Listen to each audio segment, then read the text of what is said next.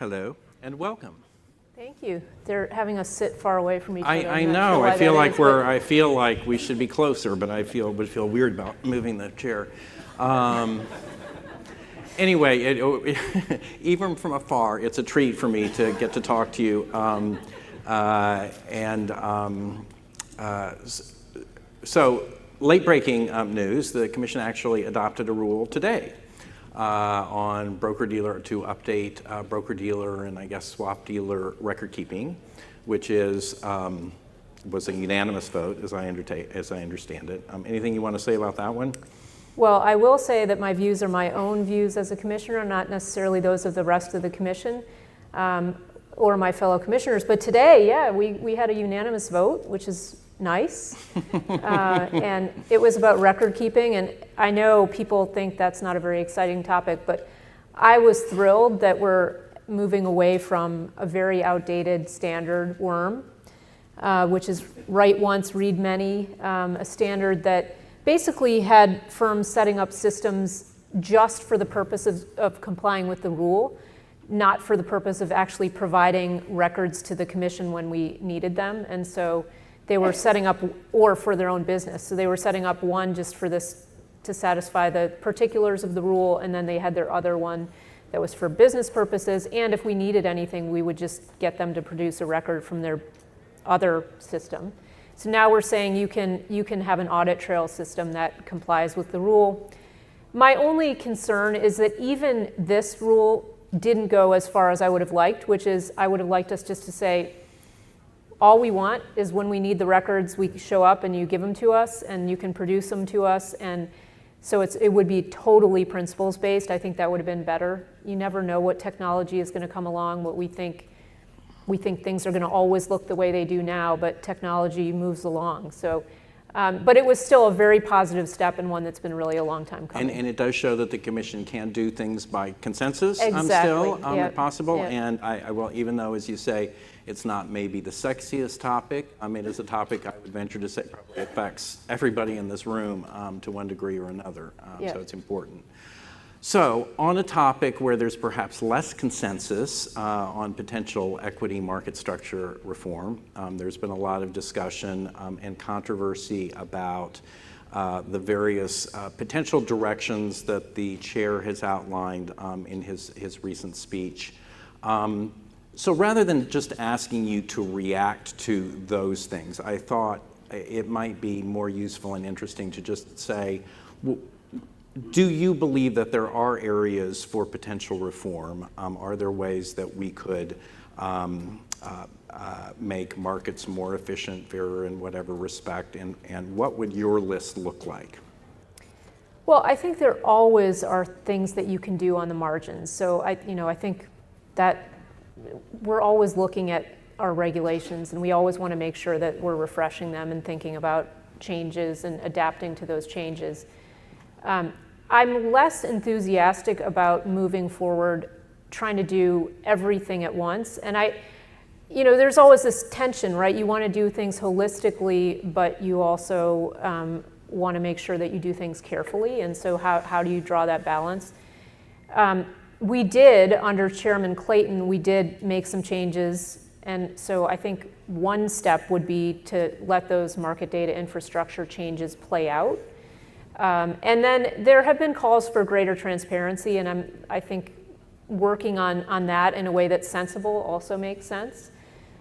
Frankly, though, I'm not sure that equity markets, if I were in charge, I'm not sure I would focus most of my attention on equity markets in terms of thinking about market structure. And when you say transparency, you're talking about in order routing and execution quality, that kind of thing. Yeah, exactly. Okay. So I think there's still work we could do there. I hear from people on those topics pretty frequently. So that would probably be where I would start. Right. So as you mentioned, one of the topics, one thing that actually has already been done is the adoption of these market data infrastructure rule changes, which were upheld, I would point out, by the DC Circuit in a fairly resounding opinion. So one of the questions in terms of implementation of those changes, There seems to be a fair amount of consensus around the idea of requiring more disclosure about odd lots, which have become an increasingly important part of trading, as well as adapting to kind of new round lot sizes that make sense. So those were two parts of those reforms. And the chair suggested in his speech that maybe it makes sense to accelerate the implementation of those. Do you agree that that's a good idea, or is that something that you're open to? Well, certainly open to it. I've heard pretty positive feedback to that piece of the chair's recommendations. I mean, I would want to, get the comment that we need to get, making sure that people have a chance to weigh in who don't agree. But I think that could make sense to speed those up. One other topic that, as we all know, has been talked about for many, many years is best execution. There from time to time have always been calls for greater clarity around best ex, whether there is some new rule that's required. The chair suggested maybe the commission should consider adopting its own rule. What's your perspective on that? Is there a need for more clarity? Is there, and if so, what would you think are the best ways to get there? Yeah, I mean, it's a difficult one because best execution means different things depending on what client you're talking about. And so I think one piece that we have to bear in mind is that institutional and retail, we can't treat them the same way. Institutional, I think you can solve a lot of best execution problems by getting more transparency, getting them better data so they can do their own analysis and figure out what the quality of the execution is. If we are going to do something, our own rule, we have to think about how it interacts with FINRA's rule. That'll be important. Does it displace FINRA's rule? Does it stand side by side with it? And then I think we also have to be aware that we're going to have to be there to provide guidance as people think about applying this in practice. And so are we up to that task of being there with pretty frequent and flexible guidance? So that's a piece of it as well. I think I have to see what it looks like. What I do worry about is a one-size-fits-all best execution rule, which takes away from, I think, it could end up micromanaging the way the market works in a way that I've objected to in other places. So I think we have to think about that, and I don't know what the chair exactly has in mind, but I want to see that. And that's sort of a natural trade-off. If people ask for more clarity, if you try to provide more clarity, then maybe that's a standard that's hard to apply to a broad range of situations. Right. I mean, and that's always the difficult. I do understand why some people just say, well, just tell us, what best execution is, and right. we'll do it. But that kind of takes away the art of the whole project. And one other aspect of reform that's certainly relevant to folks who work for exchanges like me, as well as everybody else in the market, is access fees that are required, to which, under NMS are currently set at a cap of 30 cents for 100 shares. What do you think about proposals to reduce that? I mean, I think most people agree that access fees seem like they're too high based on kind of the state of current technology and a lot of other market developments. What do you think about the idea of pushing the cap down, or would you go at it a different way? Well, I mean, again, the tangled webs we weave, right? We have to set access fees because we have rules that require you to go to particular venues. So then that requires us to set access fees. Then there are rebates that offset those. So, what are the access fees really when you net those out? So again, I'm open to thinking about it. I'm very uncomfortable anytime I'm asked to set a price as a regulator. I'm much more comfortable when the market figures out a way to set the price itself. And setting, I mean, I think in your question you illustrated one of the problems, which is you can set a price and then time passes along and things change. So I don't know what the right answer is, but I think if we can get out of the price setting business, I'll be happier. Understood. So another theme that underlies a lot of the talk about equity market structure reform is competition. And I know that promoting robust market competition is a priority for you and has been for a long time. So, and that has various different aspects to it. So one of the focuses is on market maker competition, the extent to which there are allegations that there's too much concentration of market-making activity. We know that there has been a long-term trend of declining numbers of market makers and maybe potentially higher costs to entry in that space. Do you think that that is, first of all, a cause for concern? Is that something that you think the Commission should be looking at? And if so, do you have any general thoughts about how to address it? Well, I agree that we see concentration in the market, and that raises questions, but concentration alone is not a sign of a market being not being competitive.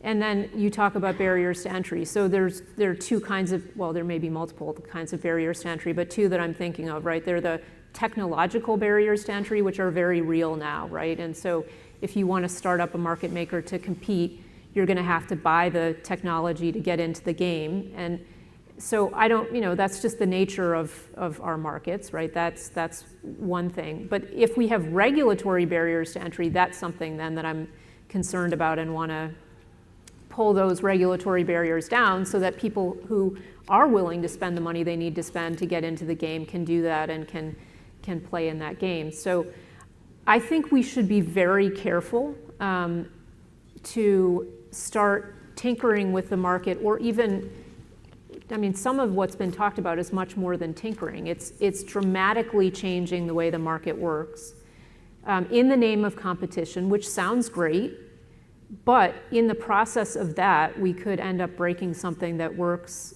well for retail investors. I would say they do get good execution in our markets. The markets are liquid. And so how can we take care as we're approaching this project?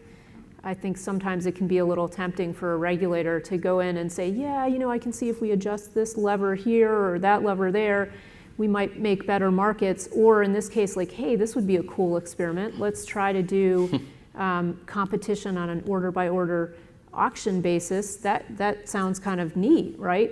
But we've got to be careful when we're walking into a really well-functioning market and making that kind of a change. What I want to make sure that we have is that we have opportunities for people who have good ideas.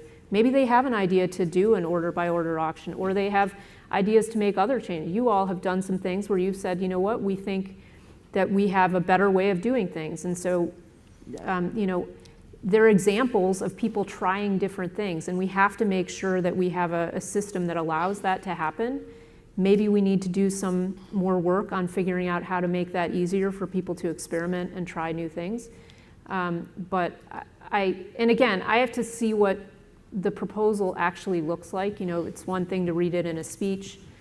We all want to see what the actual details are, and so I reserve the right to change my mind about, trying a grand experiment. If I get convinced that it's a great way forward, I'll certainly support it. Or if I'm convinced that the market needs a chance to react to it, I'll support it. So my mind is open, but I'm always cautious about these large-scale experiments. Well, you gave me a perfect segue into my next question, which was talking about competition as it relates to market venues.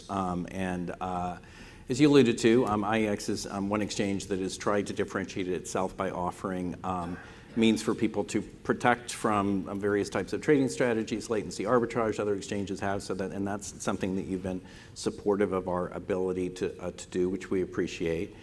So obviously you want exchanges to be able to, new exchanges to be able to innovate in that kind of way. New and existing, right? New and existing, yes. It would be lovely if there were more healthy innovation by existing exchanges. So, so how do you, but at the same time, there's a lot of concern in the industry about kind of being required to essentially connect to every new exchange that comes down the pike. There's a lot of cost, there's additional potential friction and fragmentation and complication about that. People have suggested, for example, maybe there should be a volume threshold placed on whether an exchanges are given a protected quote. I have a sense you probably have a different idea about the answer to that, but how would you respond to those kinds of suggestions? Yeah, I mean, we could just do away with protected quotes. That would be one way forward. But even if you did, you know, I think there's still a lot of pressure to connect to venues, right? But presumably, if the market were governing this, my guess is that there would be de facto thresholds of, now you don't have to connect if this is just a new upstart venue that doesn't have any liquidity there. But, you know, over time, if it does prove itself successful, then you've got to connect to it. So I certainly would be open to some kind of thresholds that I think would be a little bit more, would you know, maybe comport with the market realities a little bit better. You know, the current market is, I told you I like competition and I think competition is good. Fragmentation is also sometimes comes with competition. So sometimes you do have a competitive market and it's pretty concentrated, but sometimes, you know, new entrants are coming in terms of trading venues, and so you've got this fragmentation, and that may not be ideal either. So maybe if you have some kind of volume threshold that leads to more consolidation, that could be good. Again, I don't want to dictate this, but I think if we can try to loosen the mandate a little bit, that could be potentially helpful. Makes sense. Another theme that I detect in some of the various proposals on equity market reform and reform in other markets generally is this concern about the existence of regulatory gaps. And what I mean by that is the concern that that market practice has evolved to the point where there are a lot of people out there that are performing very similar kinds of functions, but are being regulated in very different ways. So I detect that's an issue underlying some of the Commission's recent proposals defining what it means to be an exchange, what it means to be a dealer, as well as kind of like what's the who should have to be a FINRA member and what's the exclusion for from being FINRA membership. So just as a general matter, do you think that those concerns are valid? Is that something that regulators should be looking at? And if so, how would you go about it differently, if you would, from what the Commission has proposed to this point? Well, I mean, I think I have a different philosophy, which is I don't think just because you're in the marketplace and you're active in the marketplace, you need to have a regulatory regime that applies to you. I mean, we want to encourage people to come to the markets to provide liquidity. And if we essentially punish that by saying, well, as soon as you're, providing this much liquidity, we're gonna sort of start requiring you to be subject to a registration regime. And often the response I get is, well, hey, Hester, come on, we want to know who's active in the market. It's just a census kind of thing. We just want to have an idea of who's out there. You're not going to actually have to do anything if you're registered. And that's a theme that I've heard all through my career of, don't worry, it's just registration with the SEC. And then 10 years later, it's like we're figuring out where their children can go to college. The rules definitely do grow. So registration always brings rules with it. And so we have to think about, what are we trying to achieve? That's what I always want to take a step back. Are we just curious?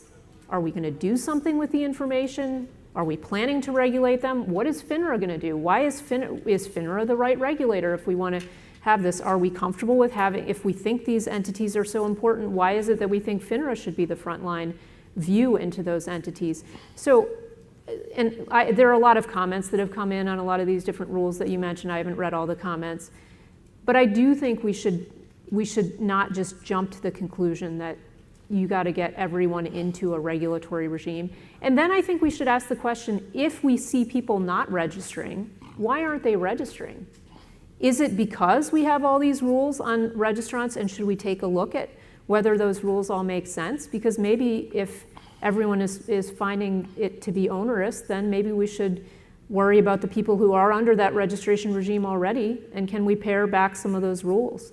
And so that is kind of how I would approach it. I find this commission is very interested in getting people regulated, and even entities that already are subject to some other form of regulation, they want to grab them and throw another layer of regulation on. And I'm skeptical. My mind's open, but I'm skeptical. Fair enough. Also, maybe a good segue into the other topic. I feel like I have to talk to you about crypto because you have been very outspoken on those topics. I won't call you Crypto Mom because I don't know if you like that moniker. I've been demoted. I'm evil crypto stepmom now. Yeah. That's the latest. Well, I certainly wouldn't call you that. But I am, so some of the recent developments is, as you know, there have been various pieces of legislation introduced, whether directed to spot commodities or to digital bank currencies or cryptocurrencies of various types. Do you think, given all of the discussion about legal ambiguities that people have raised, do you think that legislation is either a necessary or appropriate way to address those? Do you think legislation is necessary? Or do you believe that the issues, the questions that have arisen could be resolved through interagency cooperation, certainly between the CFTC and SEC and maybe other regulators? It's an interesting question, and one that I might give a different answer to now than I would have earlier. I mean, I always think it's nice to get input from Congress. They're the ones who should be telling us what to do. And crypto is something that's new and I think consequential enough that it would make sense for Congress to spend some time on. So I'm glad that they actually have been working on proposals to think about different aspects of regulating crypto. When Chair Gensler came to the SEC, he came with a tremendous amount of knowledge about crypto, and I thought it was a really good opportunity for us to try to work together to build a framework where we could help people think about when should the securities laws apply, and if they do apply, are there adjustments that we can make that would make sense for crypto?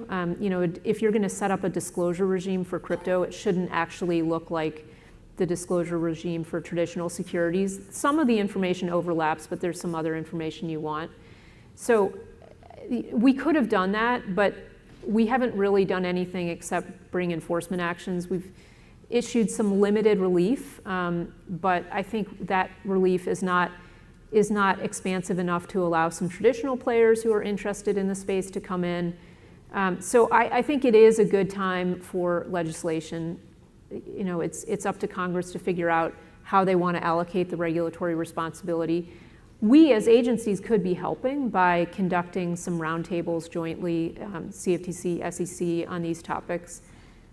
I mean, that's a theme that I would say more generally a concern of mine is that we're not reaching out enough to the public, to people in the market to get feedback on some of these different things, whether it's crypto or equity market structure. And so I would love to see us do more of that on a whole range of matters. And I appreciate feedback from groups like STA who are willing to come in and share their thoughts. So this is a good moment for me to say my door is always open. If you want to talk about crypto, great. If you want to talk about equity markets, that's great too. And I know from experience that your door is always open, and I will say you've always been very gracious to us when we've asked. I'm sure you are to others as well, but people appreciate that. Okay, I won't ask which ones you're. No, my door's open to anyone. I love it when people criticize regulators, actually, because I think it's a great sign of a healthy country if you have a country where people who are regulated can freely criticize people who are regulating them. That makes for a healthy dynamic, so anyone's welcome. This crowd will not be shy about doing that, yeah, I'm sure, in all of that. So one of the things in the crypto area, as you are obviously aware, government agencies have been putting out more and more reports around crypto in response to the president's directive that they do so. One of the recent reports that came out from the FSOC was directed to potential systemic market concerns, and it seems to in fairly alarming terms or clear terms, raise alarm bells around potential systemic risks about crypto activities sort of bleeding into the broader economy and creating sort of potential contagion, et cetera. What do you think about that report? And how do you think about systemic risks generally as they may arise from crypto activities? It's fair to be thinking about them, right? It's good to start thinking about systemic risk associated with an activity before it gets so giant that there's nothing you can do about it. And especially as we're thinking now about what might a good regulatory framework make sense, that, sure, think about systemic risk. But I do find it, I always find it interesting that with new technologies, there's always this focus on this thing is going to kill us, it's going to be terrible, and not thinking about, wow, maybe there are aspects of this that could actually limit systemic risk. We saw problems in the crypto market earlier this year, and I think that's focused a lot of people's minds on potential systemic risk. But you also have to ask, well, okay, how did those things work themselves out in the system? And maybe there's some advantages over the traditional markets in terms of how these things play out, how problems play out in the crypto world. Now, obviously, there's some lessons that apply equally in the traditional markets and the crypto markets, and I think some people in the crypto markets are learning those for the first time, and people in the traditional markets probably could have told them some of those things. But in general, I think we need to have a much more, I like to say we need to have an attitude of both skepticism and wonder. Wonder at what humans can do in terms of thinking up new ways to do things, designing new technology. And so let's not squash all of that wonder with a fear that everything is going to be bad. There could be some good that comes out of this. And so I am a little bit disturbed about the general tone in Washington, which seems to be, trying to focus on the most uninteresting aspects of the technology and just assuming that the rest of it is bad. Understood. I should ask you about fixed income markets. It turns out the Commission also has authority over all of these fixed income markets. I read that recently. Sometimes there's less focus to those topics. Are there aspects of the fixed income markets or their regulation that you think are ripe for a review or ways to create more transparency or otherwise address issues there? Well, your question, insinuates, and I think you from being at the Commission know that so much of the Commission's energy is focused on equity markets. We don't think as much about options markets. We don't think as much about fixed income markets. And these are really important markets. Obviously, a lot of retail participation, municipal markets are really important. So I think, again, I would like to have us spend some time thinking about them, but not in the way that we've been doing it so far, which is we grab 15C211, which applies to the equity markets, and we say, yeah, sure, let's just throw this onto fixed income markets too. No process, no input from the public, no consideration of whether this even makes sense. And that is not the way to go about it. And I think precisely because we have so much thinking at the SEC on equity markets, getting input from the outside on fixed income markets is really important to figure out what to do. I mean, you look at the markets and you think, why are they so antiquated compared to the equity markets? But they're very different, and there are a lot of different pieces of the fixed income markets that probably would require different market structures and do have different market structures.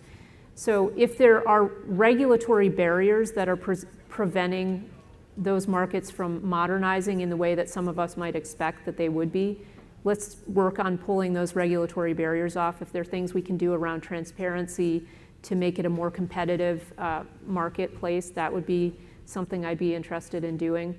But we have to do it carefully. Understood. Well, I would. It looks like we're wrapping up. We started up a little late, but I want to make sure that we made full use of the 30 minutes. This has been a real pleasure, even from afar, from a distance, and really have enjoyed it. And it's lovely to see you in person, along with everyone here. And I know we all appreciate your coming. So well, thank you all for having me. It's been a pleasure, and I hope your conference is great.